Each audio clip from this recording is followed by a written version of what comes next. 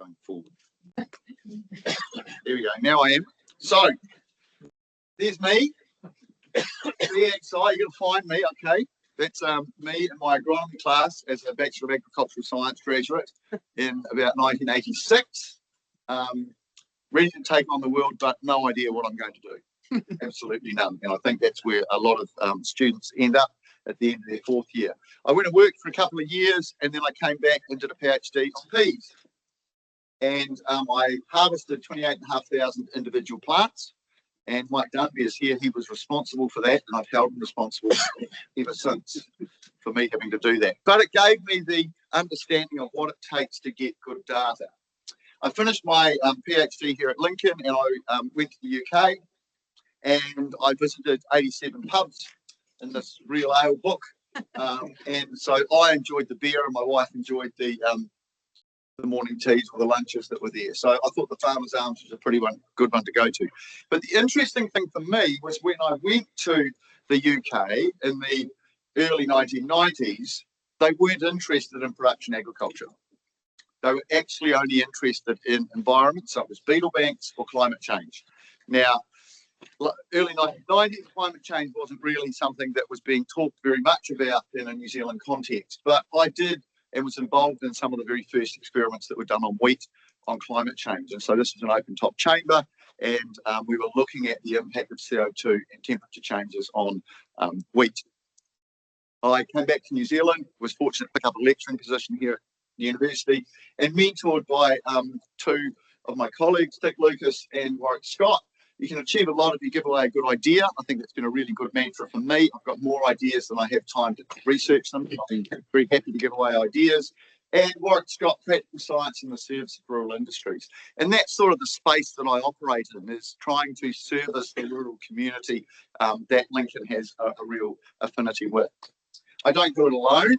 I've been really fortunate. I've got 4 or 5 key staff, academics and technical staff that have worked with me, but we've had a rolling plethora of postgraduate students and visiting interns, etc., that have come in and helped us in our research program.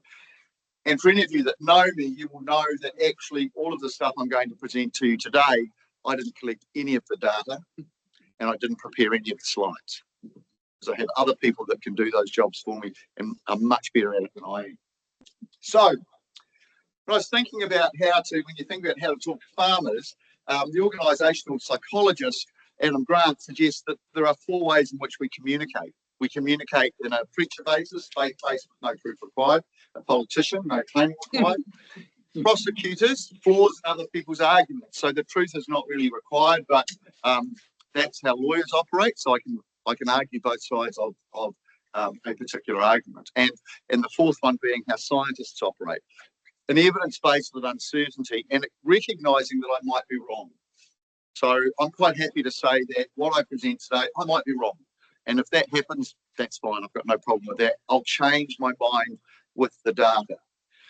So I use this diagram to try and highlight the amount of data and the different ways in which data is generated and given to farmers.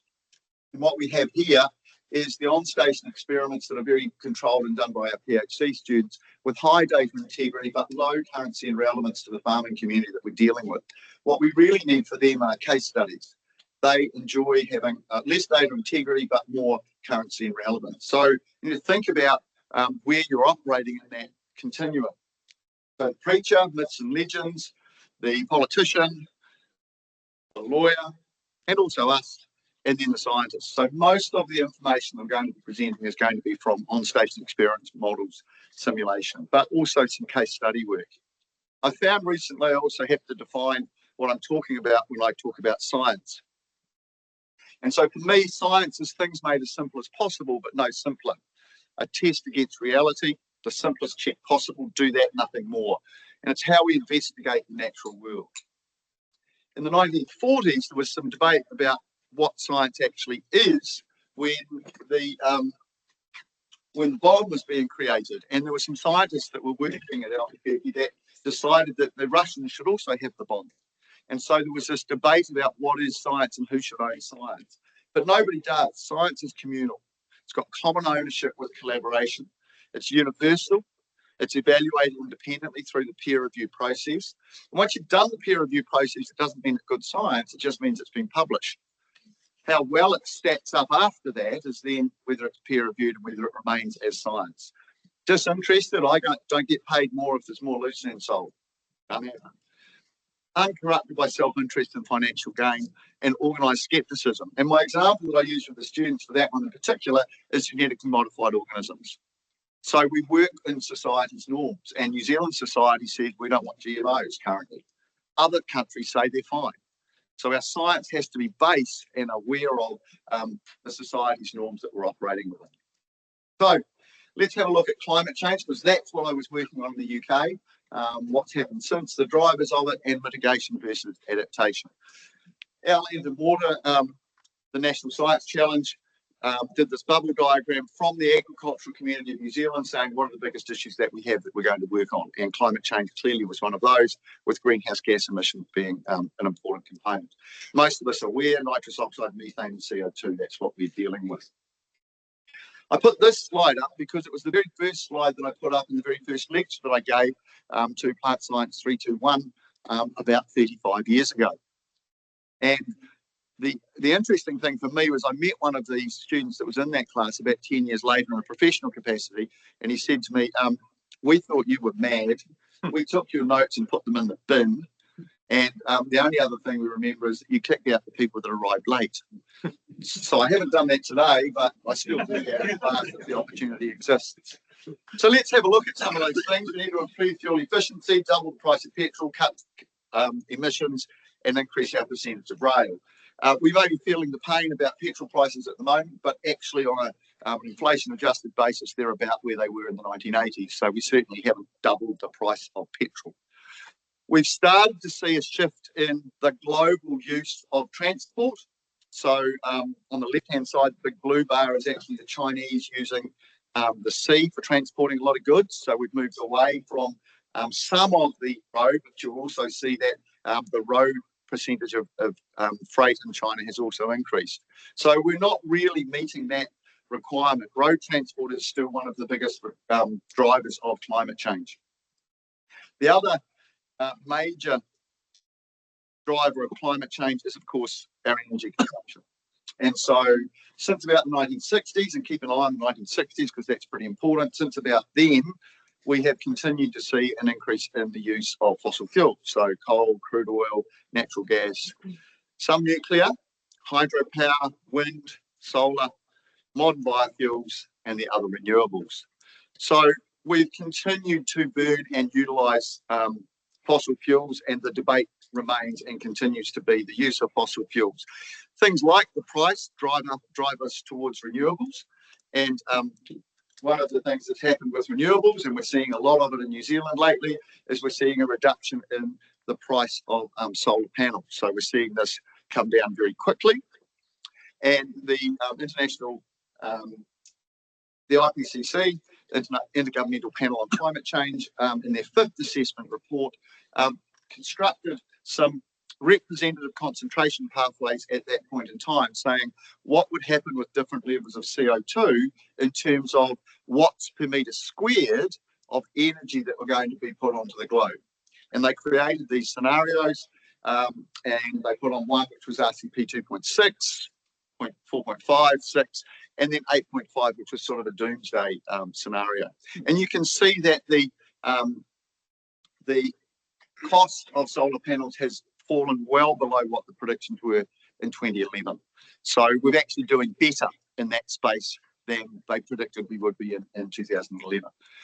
One of the challenges as for science is that when they created those scenarios, particularly the RCP 8.5, that has become business as usual. For a lot of policymakers, they looked at that and said, that's what we've got to deal with. But RCP 8.5, which meant 8.5 watts of energy per metre squared added to the climate, was impossible. It was never a scenario that was plausible. And it's created a lot of problems because of that. It wasn't plausible because it assumed that we would continue to burn a lot of coal, and that hasn't happened. The difficulty is that we've developed a lot of our New Zealand policy, and our policymakers have done it, based on RCP 8.5. So we're overextending the impact of climate change. Personally, for me, we should be looking at extreme events. Those are the things we should be dealing with. But RCP 8.5 has done us no favours. And in fact, it's just come out recently that it's going to be retired with the next IPCC report that's being written at the moment. The problem with that is it's given the climate change deniers a leg. They now say, oh, you can't even agree on it. It was bad science to start with, and it should never have been put forward. It was gone by 2017 in the scientific literature. It had disappeared. But New Zealand embraced it and continued to do our policy development based on RCP 8.5. It's cost us a lot. What we do know is that the global population is increasing, and as we increase the population, we also increase energy consumption. It's a one-to-one relationship, and it's pretty strong. But the interesting thing, for those of you that have got some no hair or some grey hair that you can talk to your children and grandchildren about, is actually it's not a population increase because of birth rate. What we've got is a global decrease in birth rate. If we look here, there are only a couple of places where we're sitting above replacement. So Niger, West Africa, at 6.5 children. I think the population has come down even faster in West Africa than what was predicted 10 years ago. So education of women, feeding women actually produces the birth rate. And the birth rate in South Korea, 1.12. For New Zealand, it's 1.85. That Catholic-dominated country of Brazil, 1.74. So all of the world's countries, and most of the world's countries, are below replacement in terms of population. So that pressure coming from an increase in population is actually starting to ease as well, and it will over time. What we've got is estimated global fertility rates of about 2.2 in 2023, which is around replacement, 2.1 being replacement. So we've dropped or are dropping the rate at which that population is increasing. So one of those drivers is disappearing. What's actually happened is people are living longer. So the average life expectancy of people has actually increased, and it's increased since about the 1920s, particularly in the developed world, and then in the developing world it started to be later, but even in Africa we're now starting to see an increase in that population because of people living longer, not because we're having more births. In fact, one of the issues that's going forward that the demographers are talking about is what happens when we get back to having 6.4 billion people, because we're going to have issues when there's a whole lot of things you don't have when you have a declining population. And that's one of the drivers, one of the things that will be dealt with in future. So climate change is driven by fossil fuels for energy. Energy is related to population increase, and the population has increased through longevity, not fertility. Population decline will reduce the energy requirement. It won't offset all of the energy requirement, and we still need to do those things of renewables, and we still need to continue to reduce the use of fossil fuels.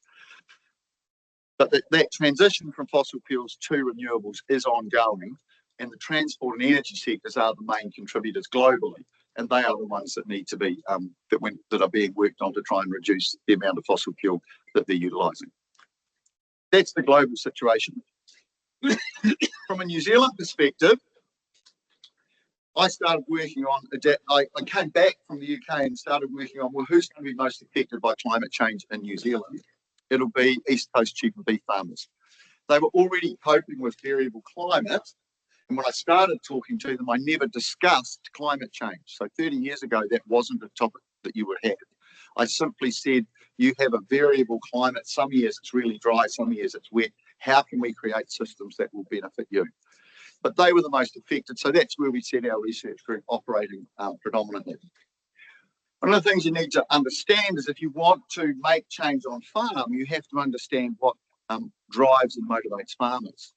And if you want them to take up a technology or an idea that you have, is you better understand what it is that will be required to allow them to do it.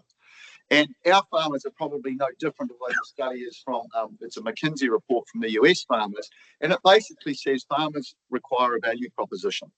So biochar as a fertiliser, for example, farmers perceive that as having a low rate of return, and therefore there's been low uptake. Whereas nitrogen stabilizers or inhibitors, they've seen as having a positive effect, and so there's been quite a lot of uptake. So that's a product change. The same thing with an equipment change, controlled irrigation practices, things like that. Essentially, farmers need to perceive a value proposition before they will make a change. And the same with a behavioural change. So it doesn't matter if it's a product, equipment, or behaviour, whatever sphere you're working in, you actually need to present the value proposition for the majority of them. Now, if you look at that one-to-one line, you'll see a lot of them are the points are actually above the line, which suggests there are more farmers will take it up than the perceived rate of return on investment. So they will try things. They're actually wanting to embrace things and do things if they possibly can. So let's have a look at the value proposition that we've given them from our mitigation response. The only figure that I'm not comfortable with is the one that I got from AI, which is the $1 billion figure.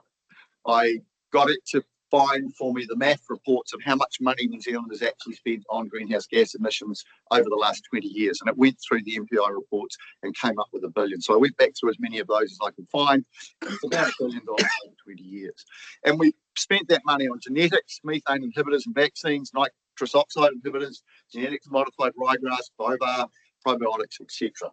At the moment, there is not one scientific and technological mitigation which has does not have significant barriers to use, effectively precluding adoption. So at the moment, we don't have anything available to our farmers that meets that fundamental requirement of where is the value proposition? There's none. And the horizon says there isn't either.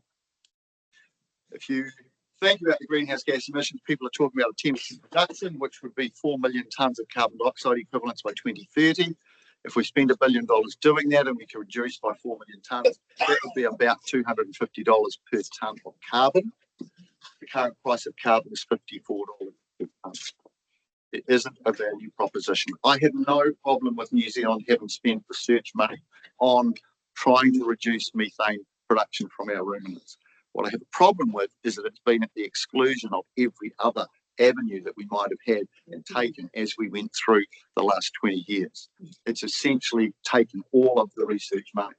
And the same thing is going to happen now as we move. The pillars have changed and we've got another set of criteria that scientists are going to have to work off to try and identify where they go and do their research. I think it's a very short-sighted way in which we operate our government funding model. The other thing that changes is the science. So the global warming potential initially was based on GWP 100, which was what is the global warming potential of each of the gases over 100 years. And what came out in about 2017 was that there is a difference in if you have a static state of methane emissions or a static state of carbon dioxide emissions, your contribution to warming actually changes. And for static methane emissions, you have no additional warming.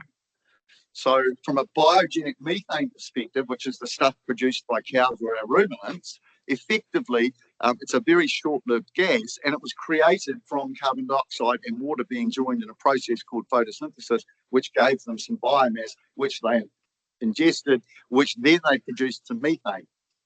And that methane then goes back into CO2. Our current livestock numbers in New Zealand are actually stable, so our contribution to warming is actually stable from a methane perspective. It's not increasing. We've got, in fact, in the sheep and beef sector, it's declining. That's not to say we shouldn't be doing it, but it's to say, should all of our money be going in that direction or not? I don't think so. The Ministry of the Environment in 2017 said New Zealand's methane contribution has been stable since 2017. 2024, that was the statement they put out. So we basically have headed another direction. I never was going to do the pure science required, and I'm very grateful that there are people who are doing the pure science for the greenhouse gas and the vaccines and all of the things that are happening. For us, it was more farmer-facing adaptation. So our 20-year funding model has been about $10 million. We've done some simple high data integrity experiments where we've quantified water and nitrogen responses, and we've translated that research onto farms. And I'm going to give you some examples from some of the work and the impact we've had on summer safety and private properties, and also our current work around regenerative agriculture. So if you've heard me speak before, you will have seen these slides. This is from Anna Mills, PhD. Effectively, what we did was we took a block of land on the Canterbury Plains, actually down in Iverson Field, and we said, what happens if I just add water versus what happens if I just add nitrogen versus what happens if I add both. Very simple experiment, going back to my initial points about simple experiments done. For anybody that knows Canterbury, this is a pretty typical dryland pasture production curve. About 6.3 tonnes of dry matter is what you would get. If you just add water, you'll produce about 10 tonnes of dry matter. You won't get any response through spring because you've already got moisture in the soil. So you're not expecting a response at that time. Your response will come when we run out of moisture. What happened is I spent $40,000. Sorry, I spent $40,000 a hectare on centre pivot irrigator, and I added water, and I hardly got any response. So the thing that happened is I then added nitrogen, and that's what our dairy farmers did. And their numbers are, I'm not going to go into that in great detail. I've done that previously, but you can work out how much nitrogen they would have had to apply, and they were applying about 400 kilos of N because that's what you need to produce 22 tonnes of dry matter. So we went to summer safe environments, those that are that get summer rainfall, and said, well, can we help you in your summer safe environment to recognise what the limitation is to your pasture production, which is a lack of nitrogen, but do it without you needing to utilise urea fertiliser, which is a product of natural gas. So it's a fossil fuel derived product.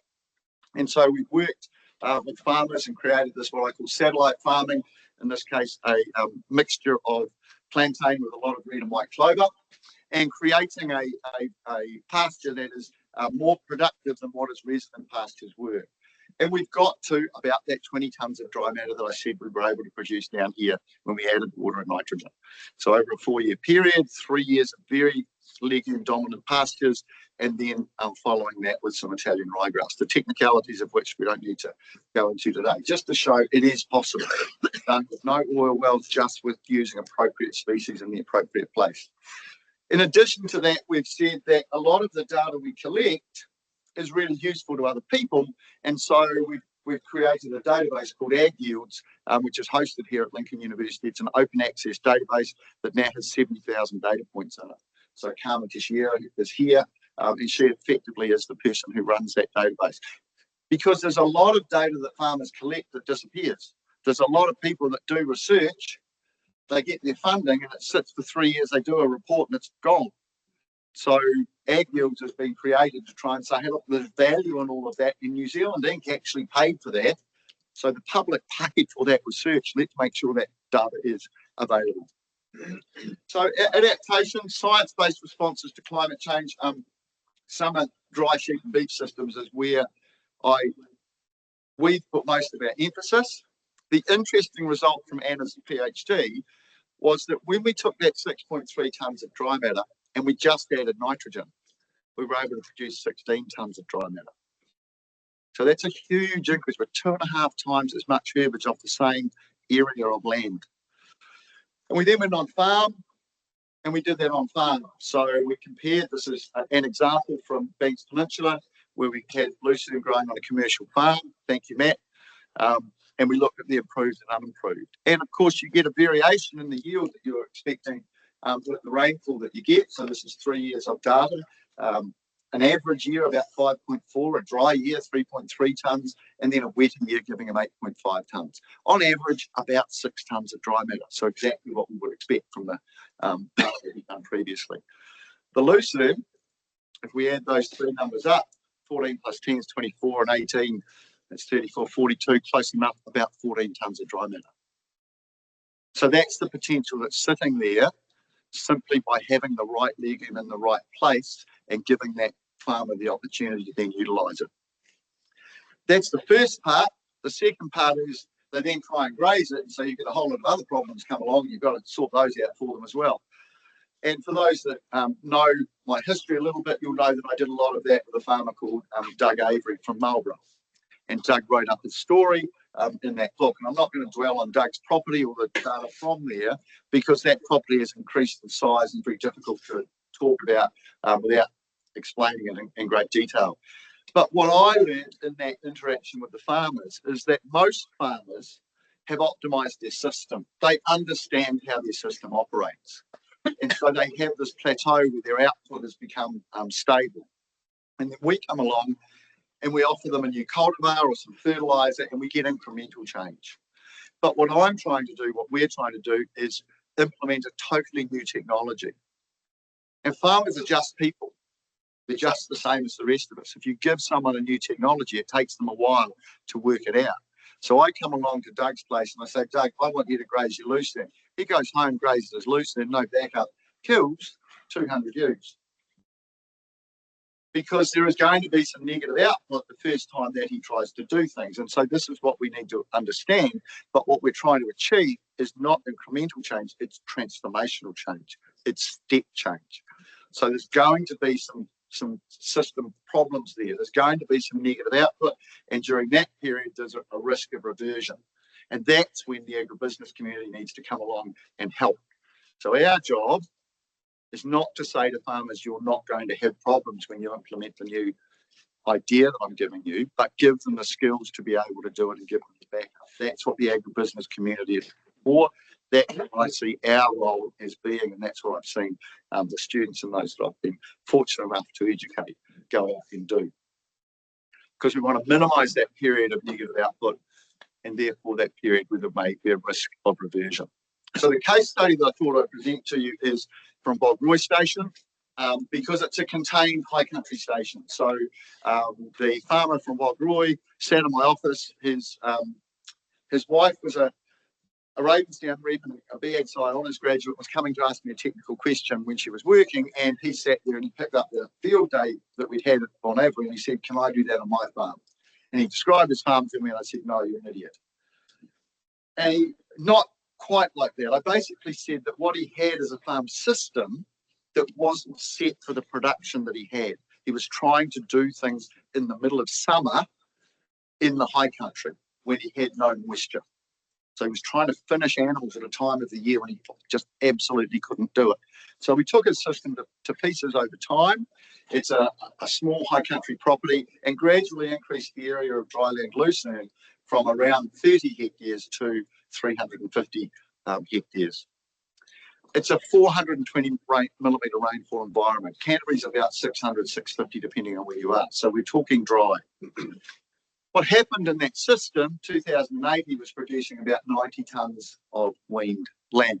And I think you can see the transformational change that I was trying to illustrate before, the step change that's happened on that property. What we've done initially is the number of ewes didn't really change. So in 2008, we went in and sort of started this implementation. And what happened is the ewes were in better condition. For those that aren't animal scientists, we call that the condition score. So we improved how good mum was, and therefore mum became a better mum, and we had greater lamb survival. So not a lot of change there happening in terms of the ewe numbers, but as we grew more feed, because remember we're doing at least 7.5 tonnes per hectare more than he was, then we increased the ewe numbers, and more recently we've started to see hogget lambing, and that hogget lambing has meant we can decrease the ewe numbers so that if you can lamb hoggets, which are young sheep, then actually you don't have to keep them for 18 months when they're not productive. So hogget merino lambing is pretty unusual. From a financial perspective, there's a clear value proposition there. So the details are actually in papers that we published, so I'm not going to go through them, but you can look at the difference between 2012, we didn't do the numbers in 2008 when we first started, but by 2024, 2025, we're looking at about $500,000 a year extra income for that farm. There's a clear value proposition. Jingo is looking at how that might work. He's using machine learning and some AI modelling to look at how that could work across the rest of New Zealand. So there's an opportunity on about 440,000 hectares. If we took 5% of the land area to grow an extra 7.5 tonnes, which would give us 3.1 billion kilograms at 15 cents a kilogram, is about $500 million a year sitting behind the farm gate, easily accessible, that we could do if we had opportunity to go out and do that extension. Not going to cost us very much. We already know how to do it. Okay, so what other opportunities or options have we got? Well, potentially regenerative agriculture. So we've got work happening in the regenerative agricultural space. One of the first things that happened when this hit New Zealand was I wrote to the minister at the time, Damien O'Connor, and I said, we need some data on this. And fortunately, he actually put some programs together, and so we now have a program of work that's we're a subcontractor of Massey University, and we have a regenerative agriculture dryland experiment that we're comparing. There's a lot of regen versus conventional agriculture that is synergistic. It's exactly the same. A lot of things that we would encourage and promote. Our regenerative grazing experiment is multi-species versus the lucerne-based system that I've just described to you, and we collect a lot of data off it, and we look through what is the value proposition from that. It's 8 hectares, 80 plots, 4 farmlets, managed by Dr. Alistair Black, who's here, because it's my system that's the conventional one, so I have nothing to do with the management of it. I leave that and just tear my hair out at times at seeing what he's doing, but it works. And so that's what they're doing. We're now into year 5, and so Luke Robb's PhD has been showing us the difference between those systems. And on average, there is about a 15 to 20% advantage to the conventional system over the regenerative system at this stage. Whether that stays like that or not, we'll find out.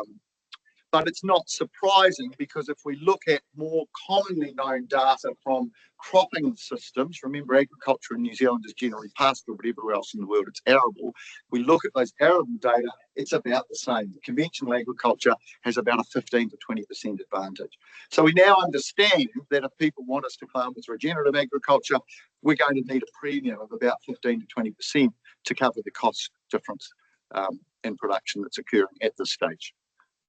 O'Barker's looking at why, so looking at the digestibility of feed and showing us that most of that is coming through the spring period, and we're also looking at the gas that's being produced off that and showing that the conventional system is actually producing fewer greenhouse or less greenhouse gas emissions than the regenerative system, because it has lower fibre content in it. So the details again will come through. We're also looking at the soil, so Brianna Holt's here, and she's looking at carbon fluxes to see what's happening. So if there is more carbon being sequestered by the regenerative system, fantastic. How much is it, and can we put a price on it? So those are the things that we can look at over time. Just want to finish up, and I'll put there welcome to join us. So this is a 8 hectare plot. We've had people from all sorts of walks of life come and join, and effectively we have the technical people that are collecting the base data, but anything anybody wants to come and collect, Alistair's very happy to hear from them, and we're happy to engage with people who may want to get involved in that project. Very happy, whether that be technical science stuff or some of the sociology stuff. Very happy to see you. I wanted to finish just by thinking broadly about what is the role for science in New Zealand, because I think we've lost our way a little. Anyone recognise that photo? The space shuttle glowing. Okay, and the engineer who I have a lot of time for, Richard Feynman, wrote, this was the result of top-down rather than bottom-up engineering. He's quoted as saying basically that the people who know how things operate are at the bottom of the systems. But that was actually his quote. And I think New Zealand's had that same problem. We've had, meth houses. They were all going to be a problem. We had a whole industry created of pulling meth houses out whenever anybody wanted to get a flat, until Sir Peter Gluckman came along and said, this is nonsense. The dose is ridiculous. And I think we've lost that, and our science community has lost the ability to do that. Glyphosate, chlorinated water, fluoride, nitrate. We're not leading the debate. We're not actually in the debate. The science community is not there. We've lost that ability to do it. I put nitrate up for the students as an example. High performance athletes eat it. They want to get as much nitrate as they possibly can. It reduces your blood pressure. It allows them to work harder. It's a preservative in canned food. Professor Frizzell from the Canterbury University says there's no risk of bowel cancer. Blue baby syndrome is predominantly the cases that have been reported are mostly due to E. coli, not due to nitrate poisoning. So low or no risk to human health. I put that out as an example because I think what's happened is for the past 30 years, public policy in the EU and New Zealand has been guided by the precautionary principle. What we've said is We've taken a hazard-based approach that ignores exposure levels. A demand that all products be 100% safe. A docile population that expects to live risk-free. It's not going to happen. So we've stopped looking at what is the risk of exposure. We've basically said any risk is too much. That's given us a decline in economic wealth and a decline in our research capability. It's given us a weakened public resilience vulnerable to misinformation. Is it time that we return to a risk-based policy approach? I think so. My last slide, because I know, Katie, we're getting towards time, is to say, why haven't we done that? Now, I came across this literature recently on psychological safety, and I think it's a really good illustration of where the science community is operating. Hopefully, we're not sitting in the exclusion component here, whereby we don't feel that we have permission to do anything and we have a low level of respect. Without wanting to put words in their mouth, I think this is where most Uber drivers or Diddy drivers or Amazon workers might feel they operate. They really have no power. I think at a university, we're trying to create an inclusion safety zone where we include the group of people. You can imagine being a new All Black and you go into the All Black environment and you sort of just don't really feel you belong yet. So you're hoping that you can be included. And then we can contribute, we can learn and we can contribute. And so that's really the journey that we try and take our postgraduate students on, that they feel safe in the learning environment. They feel safe to ask questions. They feel safe to be able to contribute. But where we lack is, I think most of our science community sits in the contributor safety zone. I don't think we've operated in the challenger safety zone. I think we've got managerialism to the point that people are not prepared to speak up and challenge a doctrine of the day. I think we've lost that ability to question appropriately and challenge the information that we're being given. And that's the role of science. That's what we should actually be doing. We've become passive, we've become takers of what should be happening. We haven't become challengers. This data has actually been generated for businesses and said, well, what are the most innovative and the businesses that are the most successful? And they sit in that challenger space where paternalism, so the CEO, the boss, doesn't see themselves as a boss. They see themselves as encouraging and giving permission to people to challenge their authority or challenge what's being said. I think we've lost that. I think it's been to the detriment of New Zealand science and the New Zealand community over time. So, the data currently, climate change is still driven by fossil fuel. Mitigation from GWP, biogenic methane, debatable whether it's been successful or not. I think our adaptation case studies have been. We now know what the premium might need to be if I want to have something produced from a regenerative agricultural system. But we need to think a little bit more about whether it's preachers, politicians, prosecutors, or scientists that we want to lead public debates. And if we want it to be scientists, then challenger safety needs to be there to drive science innovation. But I might be wrong. That's okay. Thank you.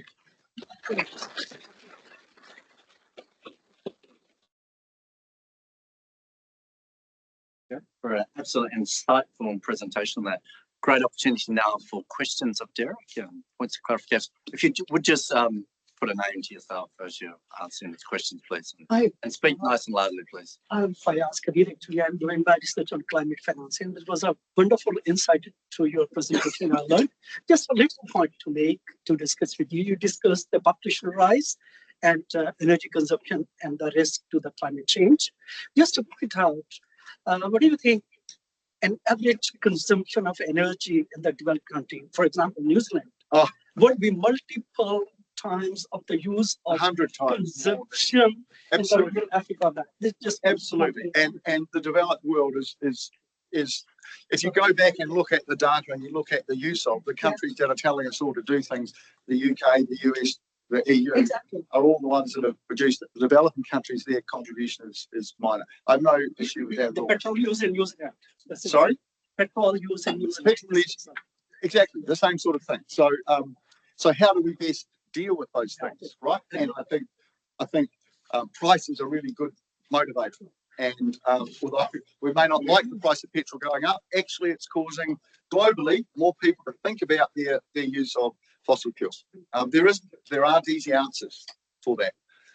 My process, though, from a farming perspective, is I think we'll cope with global, I call it heating, because I think warming's too comfortable. We'll cope with global heating. We won't cope with the extremes. So if I was doing policy, my policies would be dealing with extremes. Floods, fires, particularly floods. That's where I would be putting the money. The $1 billion, I'd be putting it there. Thank you. There's a question here. Hi, Derek and Naomi. I was wondering, you had a nice graph where you said farmers are currently have like optimized their system. They're kind of working in a plateau. You asked them to change things. But have you noticed farmers feeling like they're not at a plateau anymore, that they're kind of feeling these extreme events or climate change in a way that people are starting to feel uncomfortable, or like, shit, we need something new because what we are doing isn't working? Or is that not really something that we've seen? Look, I guess I'm fortunate. I deal with the farmers who are open to suggestion and doing things. And so most of those who've made the change, those who are fast followers are doing it as well. And there is a group that will be left behind. And unless they adapt and they adopt, then they will be left behind. I don't think 30 years ago, we were predicting that the climate change for New Zealand would be warmer winters, drier summers, and potentially rainfall events. And that's what we've got. It's warmer winters. Actually, we're one of the winners. A warmer winter is actually quite beneficial to a lot of our farmers. Now, is that going to be the case in 100 years' time? Possibly not. But I personally back farmers to be able to adapt to that. What I don't think they can adapt to are the extremes. And I think that's where we should be looking as a country. What are the extremes and how are we insulating not just the farming community, but the whole community to those large events, rather than the incremental change that where we sit geographically is less than, for example, what we're seeing in Europe at the moment. Derek, I'll have a question about the New Zealand science system. I've seen reforms to it, which largely look at the development of emission and pillars in particular, and increasing mission-led science. We've also seen some modification to the balance probably between mission-led science and investigator-led science. Do you have any commentary around that from your point of view and experience around these things? Well, from my point of view is my science was done by, I think this is what needs to be done, and I went and did it. And I didn't go out, I spent 15 years with no funding. I just had really good PhD students and good ideas and said, this is what I think needs to be done. And I think that's actually the best science that happens. I actually personally shy away from large programs that involve a lot of people, because I find I end up spending all my time in a meeting and I don't actually achieve very much. And I'm a doer, I'm a pragmatist. I want to get things done. I've only got one career, it's almost over. So, I haven't got time to be sitting in a meeting discussing what our next proposal might be that in 20 years' time might give a response. So it's not me. So other people might enjoy that, but that's not me. I want, and the people I work with, we're in the service of the rural community. I'm trying to solve problems that the farmers and the rural community has now. Thank you. A question here and then others. Yeah. Thank you, Kenneth Irons. I've got an interest in ag tech and ISO standards. I was in Simon Upton's announcement today of a Parliamentary Commissioner Environment for the creation of a federated data system for environmental data in New Zealand, and I was surprised how silent he was about the whole farming sector in that context. What's your view on that? Well, I agree. I think we've lost sight of what is our biggest business. People may want to think that things are going to change, but when I was starting my agricultural career, it was a sunset industry. Well, the sun's set on an $80 billion industry that's still the mainstay of New Zealand production systems. It's a biological system that we operated in, and we are not going to be into extractive industrials. What surprises me is we don't have those databases. We don't have those agricultural databases. And that's one of the reasons that we set up Ag Yields. We said there's been a lot of investment in New Zealand pastoral data and cropping data, but it's all over the place. How do we take advantage of the digital transformation that's coming with the new people who are young and got the widgets and can do all of that stuff if they don't have data. Well, they've got the data, they just don't have the intelligent infrastructure to connect it all through a standards-based system. Correct. And that needs to happen. Right. And open access, I think, would be really useful, which is what we try to provide. Thank you. Peter. Two things have happened since you started your career. You used to have a whole lot of agricultural advisors that were run out of the MPI, MPI Mac back then. I mean, and now farmers are assaulted on all sides by all sorts of people peddling all sorts of products, and that's been a fundamental change since you started. The other thing too is that the science, I mean, basically science funding has dropped probably in real terms. A lot of scientists are forced to take on commercial contracts, which you're talking about timidity, just because they fear not upsetting anybody for fear of losing their next contract. Peter, I couldn't agree more, but I think that is what has driven a reduction in both science funding and our economic wealth. We need those people that are prepared to stand up and say, this is not right, this is how it needs to happen. But what we normally do with those people is we cut them off at the knees. When in fact we actually need to embrace those people, and the mavericks and the outsiders tend to be the most innovative. If you want to get the status quo, join a group of insiders. If you want something to happen, the outsiders are not in the tent. Thank you. An opportunity for two last questions. So there was one. Oh, never mind. Sorry, and one at the back here, please. Thank you. I have a question about climate change, how machine learning modeling can respond to climate change. I'm not the person to answer that question. Actually, I'm doing research on that.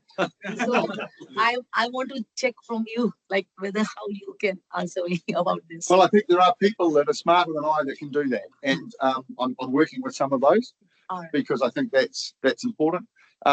We're currently using machine learning for taking some of the data that we've got and trying to develop systems for farmers to be able to choose which species they might use in a particular environment. And we use machine learning to try and identify where we might have the best opportunity to add value to a farm or a landscape by what's the optimal use of that particular landscape. But from a climate change perspective, that's not me. I follow the science. I was involved very early. I worked with some of the people that wrote the initial IPCC reports, but I really am not engaged in that climate science space, so I apologise.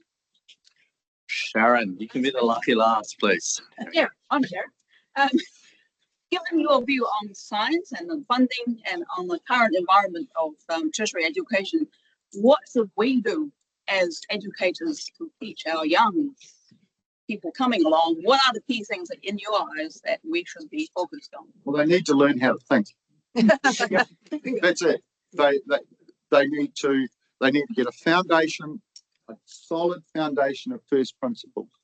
All of us who have been successful at science or any career, you have to understand first principles. If you can't understand first principles, then you will be duped in whatever you're doing, and actually you will put in a proposal that somebody who understands first principles will go, that's just not going to work. You can't do it. So as educators, I think that the main thing is that you don't have to be a scientist to think like a scientist.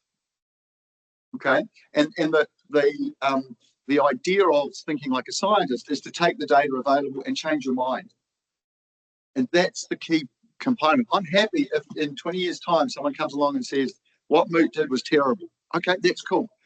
What I did is what I thought was best at the time, but I'm not wedded to it. If there's a better system comes along, we need to move to it. And I think the problem we have is we have a seize and freeze mentality. So what in the psychology literature, what that means is that we get an idea and we seize on it and we freeze with it. And that's what we did with RCP 8.5 in 2011. We saw that and said, that's the scenario, that's the only one we're going to do. It's what we did with GWP 100. We seized it and said, that's it, we're going to make policy based on that. Well, the science has changed. And we need to teach people that science can change and uncertainty is okay. and they can't live in a risk-free environment. Derek, many thank you for your presentation today. It's a great presentation, insightful around adaptation, how you've engaged your students, your community of farmers in particular, to bring them on the journey and make real impact to the lives of many people through the advancements you've made. So really a significant contribution there that has been demonstrated through this presentation. Also the great insights you've given into your approach to science and your thoughts around that and how that can lead to really good adoption is really valuable to have here today.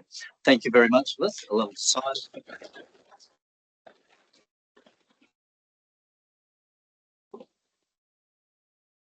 Join us in the foyer for some refreshments, please. Thank you very much.